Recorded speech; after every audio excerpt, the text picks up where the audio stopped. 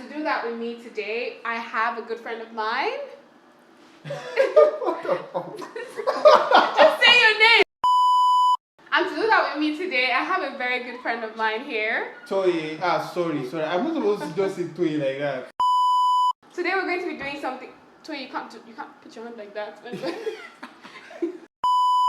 Let's do that again. Let's do that again. Let's continue. Oh, you don't. I thought you were gonna. No, let's do it again, Joe. See, Toye is just all over the place and confused.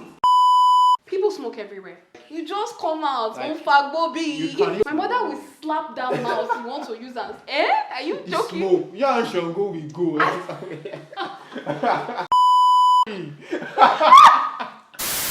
Hi guys, welcome back to my channel. My name is Anita. If you're just seeing this face for the first time, please don't make it your last by hitting that subscribe button, and don't forget to hit the notification button beneath so you get notified every time I post videos like this. If you haven't watched my other videos, please be sure to check out my videos. I'm leaving the links in the description box and also above so you can just get to catch up on what's been going on so far. Alright, today we're doing something really exciting. I'm going to be talking about culture shocks as a Nigerian living here in Dublin, Ireland. And to do that with me today, I have a good friend of mine here. Hey guys, my name is Toye. I'm so happy to be here. Well, I'm so happy to be dragged here. So, I literally dragged Toye here to make this video with me. So yeah, thank you so much, Toye, for doing this with me. You know, I just felt like the video won't be wholesome if it's just me talking. I feel like it's going to make more sense if two of us get to do it together. Yeah, so sure. Anywho, if this is the content that you signed up for, then you definitely don't want to go anywhere. From a different continent, I packed a bag in confidence. I didn't come for compliments, oh no. Okay guys, so first of all, I'm actually really thrilled and excited to be living here in Dublin because trenches. Thank God I made it out of the trenches. Like, I'm actually really excited that I moved here. It's been a great journey so far, and I'm sure Toye can say the same, right? Yeah, this is my first time outside to Nigeria, so we are talking about culture shock. I'm like blown. Yeah, so we definitely have a lot to talk A about. lot to share, yeah. So, first on that list, first culture shock for me was that people here drive on the left side of the road. Yeah, like the driver's side is on the right, so when you get into the car, so this was crazy because at the airport the driver was supposed to take me down to my accommodation, and then I'm trying to get to, you know how in Nigeria you just get into the Uber and you just want to get into the right side, and he's like, no, it's on the other side. I'm like, I'm not driving, bro. Like you know what? Like, I actually have the same experience because I was like, he helped me with my bag into the taxi, and I was supposed to go to the other side. I just went to the other side. I was like, what's going on? Exactly, because I'm not driving. It took me a lot of time to get used to it. I think I'm still getting used to it because I've lived my whole life in Nigeria. Like, we've lived our whole lives in Nigeria. So coming from Nigeria where we drive on the right side of the road, like the driver was even asking me, why do you drive on the other side of the road in Nigeria? Like, it made no sense to him. I mean, it makes no sense to me right now why they are driving on that side, because I'm actually riding a bicycle, and anytime I ride to the town, I just get really confused sometimes. Like, okay, where am I supposed to be? I just follow other people. I feel like you just grow into the system here. Another culture shock for me, there's a lot of PDA. I don't know if I'm just the only one. I don't know, because I mean, in Nigeria, I feel there's a lot of PDA, and if you guys don't know doing a PDA, that's public display of affection. Here you see a lot of people kissing outside, like in the open broad daylight.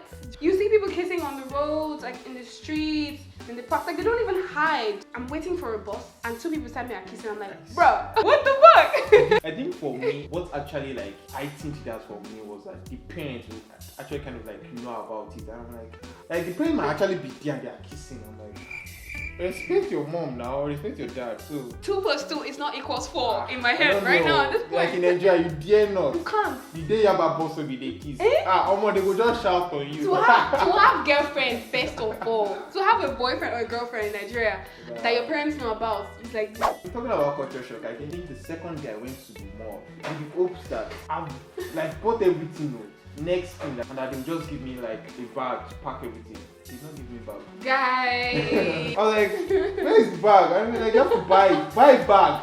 I've buy market finished. I will still buy bags. That's why you can put. I actually get that they are doing that for maybe sustainable, like. Exactly. Ireland tries to keep, you know, a green space. Yeah. That's why like they talk about like green Ireland. They're trying to get more environmentally sustainable. You know, recycle more. They feel if they're giving plastic bags, people are just going to be throwing plastic everywhere, and they're trying to like minimize that. So I feel like that's the reason.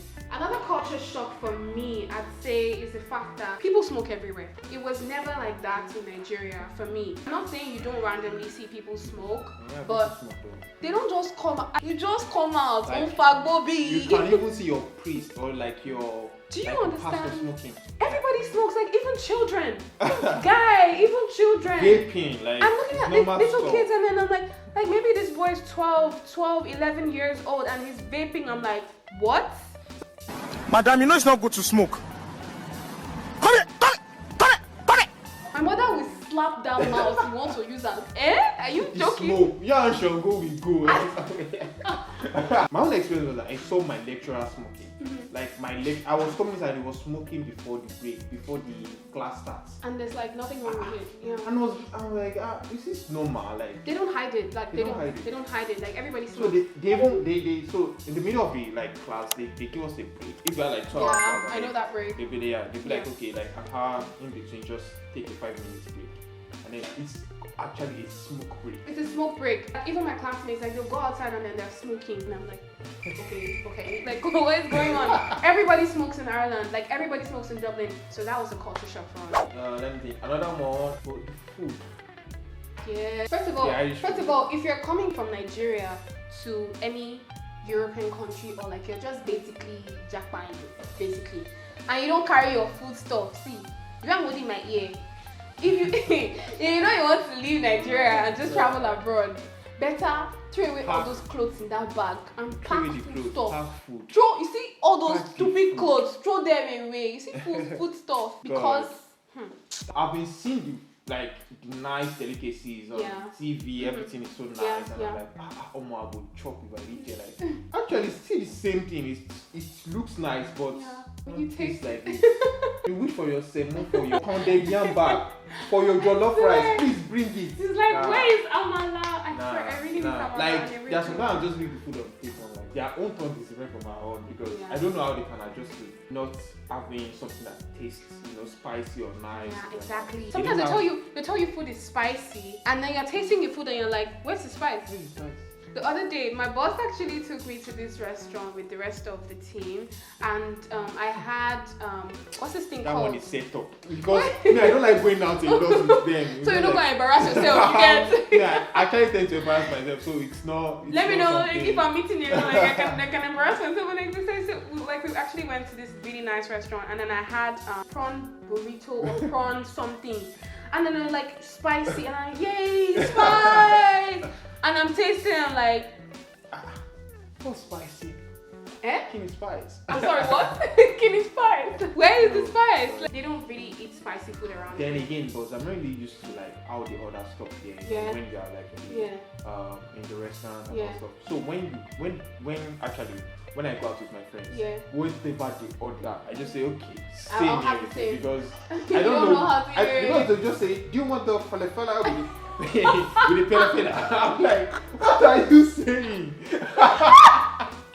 What a life! I said, okay, I cannot bear this again. Let me go. I don't know, just anything. Well, that is so true. I just stick to the basics, like the same thing. Because chicken and chips. Yeah. You don't want to go wrong. Just chicken and chips. They eat a lot of chips here in Ireland, so chicken and chips, you cannot go wrong. Then again, if you're coming from maybe Lagos, I don't know how it is in other parts, but where I come from Lagos, normally if you want to stop like your boss. No, let me say that one. Hey God, I'm embarrassed.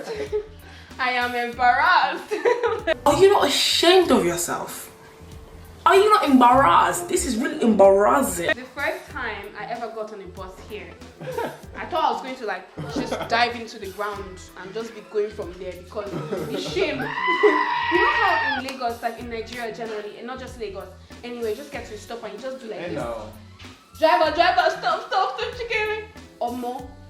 They don't do things like that around here. First of all, they have to get to the stop even if you see that they're stopped somewhere, like even if you see that they're in front of like the red light, they're not going to stop and open the door for you.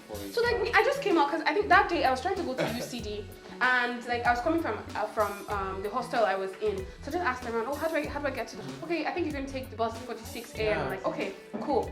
And I go outside and I see 46 a.m. I'm like, that's my bus. Stop.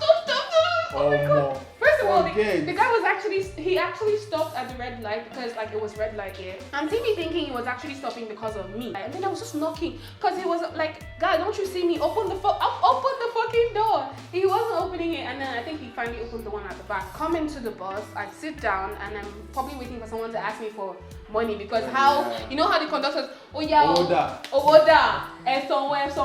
how they do that. You get like I had my leap card. I didn't know how the leap card was used anyway, so just sat down. This driver actually parked, left his steering. They have a door that he came to me. For your life, you know what to say like for your life, don't try this kind of nonsense. It was at this moment Jackson knew he fucked up. I say sorry, I've been no vest. I'm so sorry. I'm like, wait. No, boy, it was wrong because not everyone knows. Like, it's my first time getting on the bus. Like, I didn't even know how to, move around and all of that. Man, that was a crazy culture shock for me. I didn't have that kind of culture shock because I had like a friend that was there and putting you through. I was on my own. We actually started like the bus system together. We were paying with the leap card and everything like that. So but my own was just How was it stopping. for you? How was it for you, like paying with the leap card for the first time? You have to go and it's either you tell them where you're going. Some people tap in and just go. Yeah. So for me, I used to go directly to the driver every time. I'm going to this place. I would say the full name of where I'm going to. Not like I'm going to a bus stop. I'm going to number 9, something. And then that's when you'll not be like, oh, okay, this is really good. And then one thing that actually like makes me go crazy, even till now, is that you hear the name of your bus stop, and then you hear the Irish name of your bus stop. Yeah. I'll become confused like, where am I supposed to stop? I'm so used to the Gaelic. They call it Gaelic. Yeah, So that's the language. So when I'm going home, because I get on the railways to just get to where I stay, and then it's like next stop, Spencer Dock. Next stop, Douglas Spencer. Wow. And then they say last stop, the Point, Eastern Arena. Like, guy, I've crammed this thing. Come on, understand. Do I actually call it a culture shock? For housing here is just an impossibility. Please. I mean, in Lagos, I'm going to talk about Lagos. Once you have your money, you're just going to just call an agent. Okay, I want to get this place, and you pay for it, and then you move in. It's not about if you have money in this country. That was one thing that actually threw me off balance. I know I've actually talked about my housing situation before, so I know it's not new for you guys. Like, you must have seen me talk about it. If you haven't seen those videos, I'll link them in the description box. But like, getting housing here is just a madness. I'm living in pains. I'm emotionally stressed. I'm emotionally downcast. I am so confused of all about life. And sometimes it will just come that I should take something and hang myself. You actually have the money, but to get the house, they need more than that, And the funny thing is, we don't even know what they need. Yeah. It's crazy. I would never understand that. People actually cycle almost everywhere here. Like it's a normal thing. Like, I told my friend that I'm going somewhere, and he said I should take this bicycle there. You're like, excuse me, I'm not doing 10,000 ways to die. With all these big double-decker bus, I'm not doing. And the thing is, another culture shock is that the bus drivers, they actually know how to drive. Not like your downfall driver. Like, everybody wants to move when Emilio come. My turn to move. Emilio come. But these people, they actually give you a space. There's a lane for you. You can just, freestyle. My things are just basically organized. It's really organized. I'd say another culture shock for me, I'm going to talk about like the academic aspect now, was like at UCD, you know how, you're in school, like in university. By the way, UCD is like the second best school. This is the best school. It's crazy. We always have this argument. UCD is the best, okay? DCU is backyard. UCD, DCU. So let's not even get into that argument because you can never win, please, bro. I was expecting, when you meet your classmates, everybody just had that great vibe with you and everybody's just like chit-chatting. You know how it is in university? And then you guys are like forming a clique and everything. Hey God, it's the opposite. Like, you know how lecturers are difficult to like approach sometimes in universities in Nigeria. Here they're so easy to approach. The lecturers are so easy to approach. It's not the students. It's like you have to caution go. I don't even know. You have to do that. I don't know because they won't relate with you the way you expect your classmates to.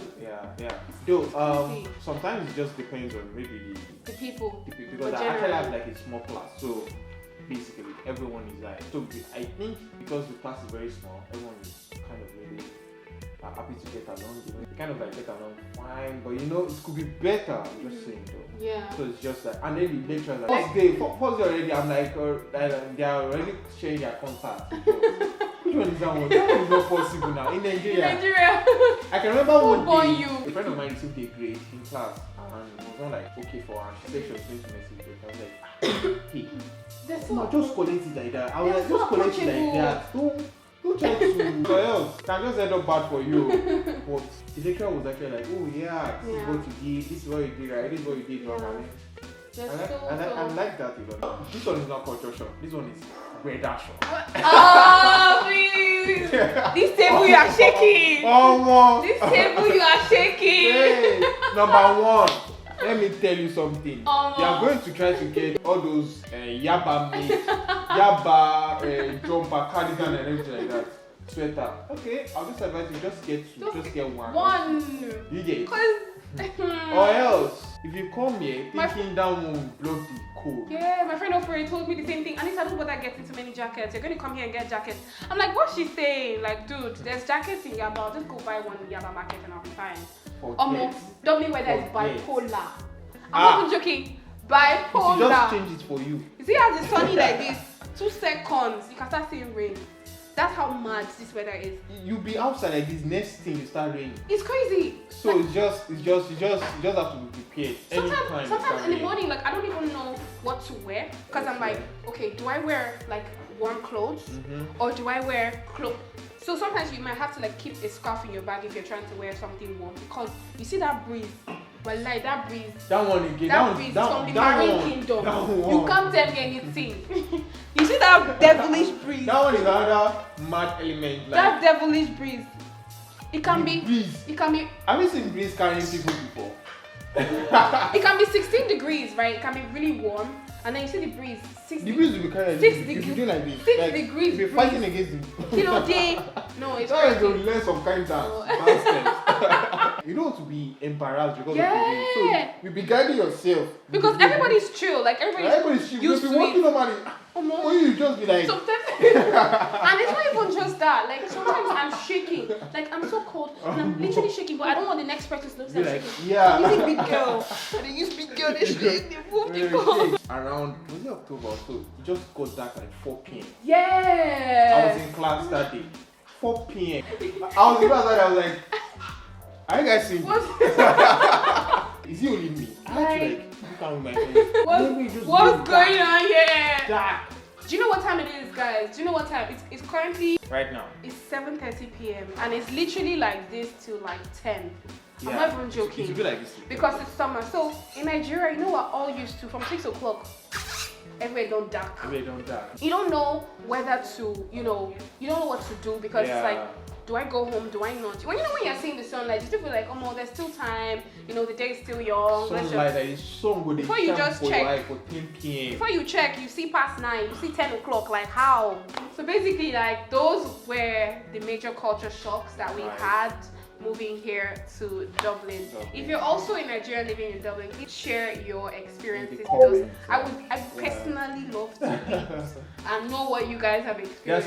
There are some probably some good, some bad. Yeah, there'll be maybe like even some party culture shock. Exactly. Yeah, so I mean, like I know that there's so many, but we can't just talk about every single thing here. So you can just like share with us and just let us know, and let's just catch up on that. I really hope that you guys enjoyed this video. I'm so sad that we've come to the end of this video, but Yeah. I mean, this was fun.